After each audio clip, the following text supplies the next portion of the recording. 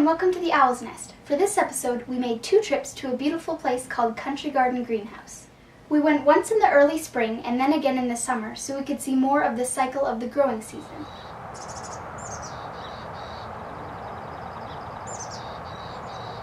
On our first visit, the snow had melted, but it was still cold. Everything was brown and dormant after a long winter. Everything, that is, except for the greenhouses.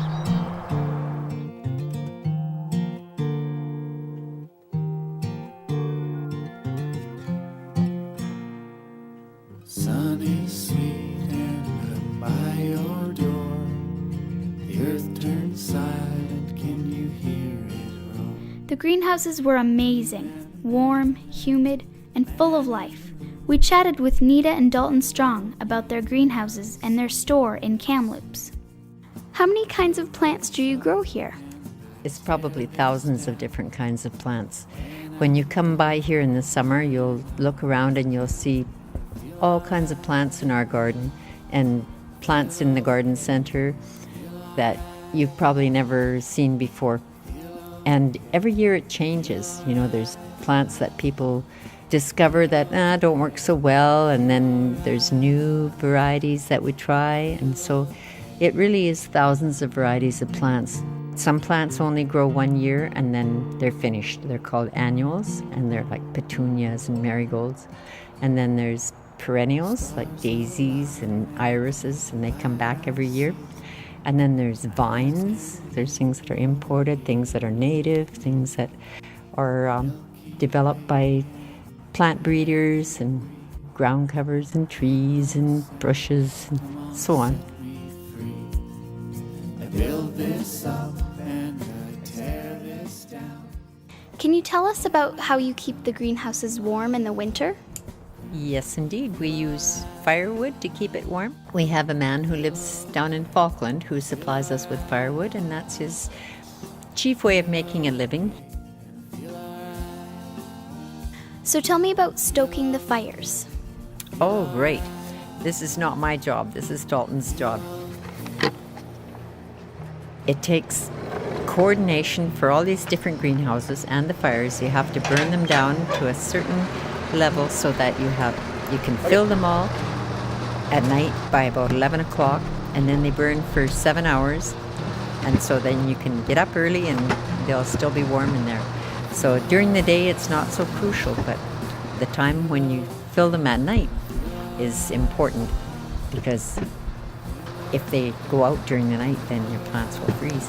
So it has to be at the same time that they all get filled so that you can sleep peacefully, safely through the night.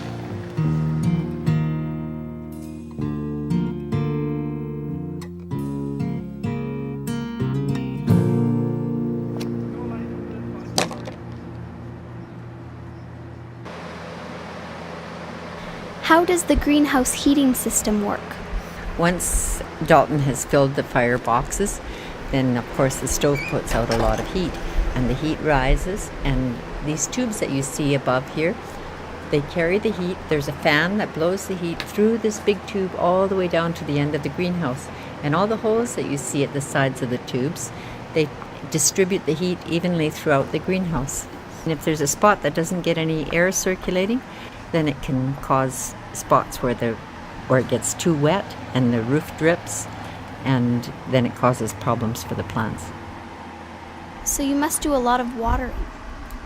The watering is the very most important thing, because if it's a very small plant, it doesn't take much water. And if it's a bigger plant, it uses up a lot of water if it's growing actively. So when they're small, it's easier because you can see the soil, you can see when it's dry because the surface changes color. When they get bigger and the leaves cover the soil, then it's not so easy to tell. You have to push the leaves aside and kind of look at the plant and see if it needs water. And it's critical, because if it gets too much, then it starts to suffer. If it doesn't get enough, then the leaves start turning yellow and it's looking like it's struggling. So yeah, it's really, really important to keep them watered evenly. I noticed some plants outside in mulch. What is that all about? The plants that are outside are plants that either didn't sell this year, so they're wintering there to bring into Kamloops and sell next year, or they're plants that are put there so we can divide them and make them into more plants to sell for next year. And this is a good way of wintering them, because the thing that usually kills plants in the winter is if their roots get frozen and then they thaw and then they freeze again. That's no good, and that can happen very easily when they're in pots. So that's why they're put into the wood chips, to keep them safe from that happening. I see you make a lot of hanging baskets. Yes, we do. A lot of them are just for sale, and a lot of them are for fundraisers for schools.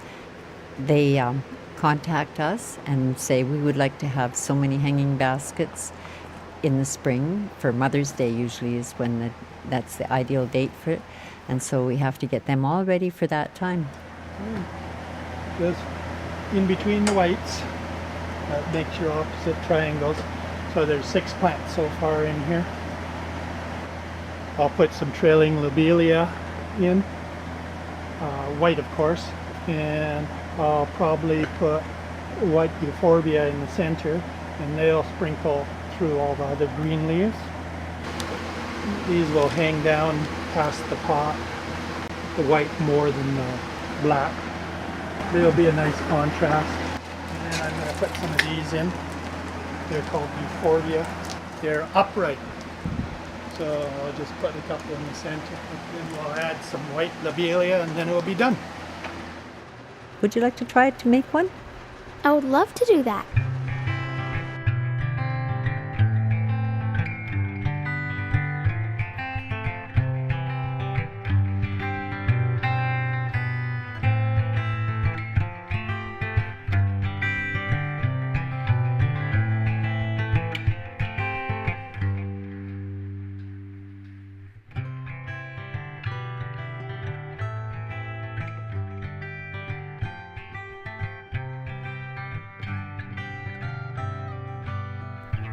It would be quite a while before I could see what became of those cute little plants and hanging baskets, because summer was months away. But when it finally arrived, it was worth the wait. Summer had transformed everything.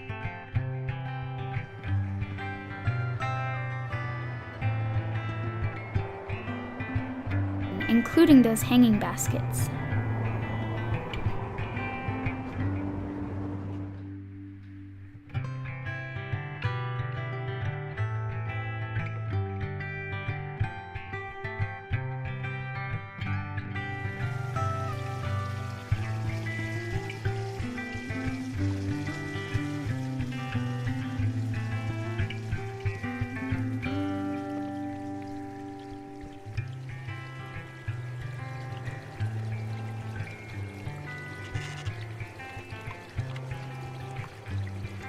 It's very beautiful here on the farm. Can people come visit you here? We are so delighted to have people come visit us here. We have the beginnings of an idea of having a bike and breakfast kind of place here. We have a small area of the garden where people can pitch their tents and so on. We don't have the camper kind of amenities, but it would be ideal for people who are on bicycles. So if they wanted to pitch their tent, and there's lots of things to do and see in the immediate area, or for people on longer bike rides who are biking through. And we've planted a lot of the trees that we sell around here, so we have a kind of an arboretum almost of different trees and shrubs and things that people would be glad to see growing, to their full potential. Where are you located? Our farm is at Monty Lake, which is about 30 miles out of Kamloops on Highway 97. And our garden center is in Kamloops on Victoria Street, 7th Avenue and Victoria Street.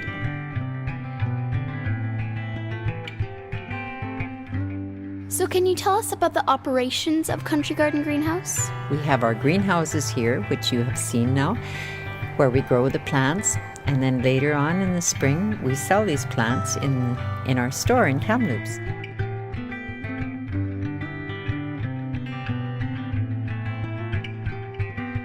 There's also a garden store where you can buy hoses and fertilizer. And then there's a gift store where you can buy fair trade gifts. And there's a deli where you can have lunches.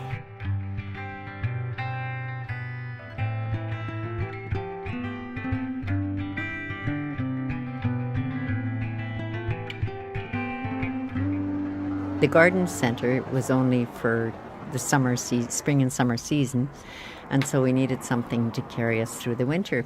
So we started the smorgasbord and said, let's have Danish things like frikadeller and open-faced sandwiches and those kinds of things. And we got groceries from Northern Europe, things that people hadn't seen in Kamloops at all.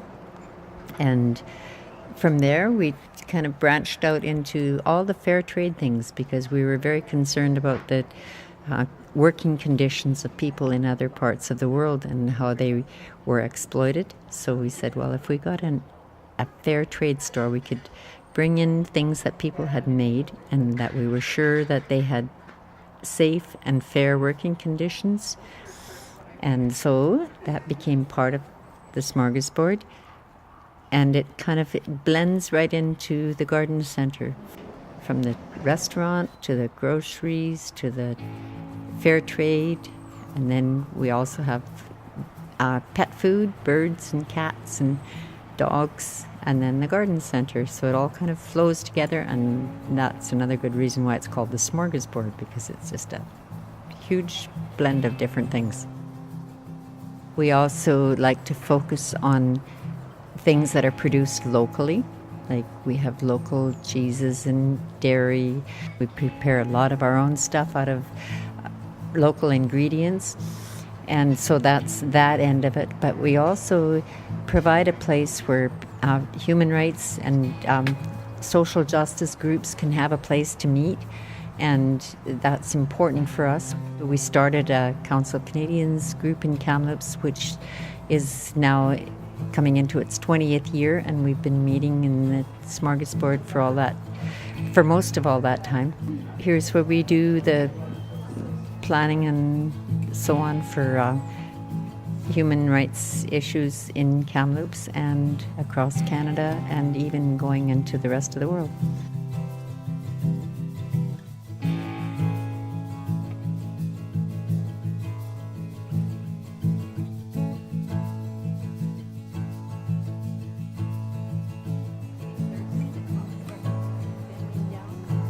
Thank you so much for having us here at the Country Garden Greenhouse.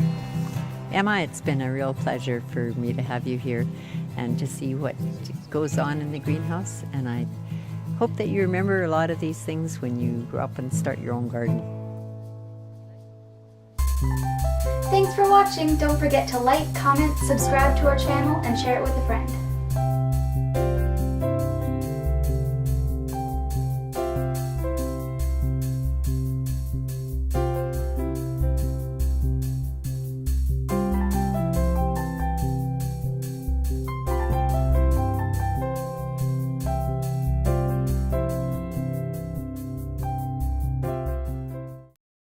Red leather, yellow leather. Red leather, yellow leather.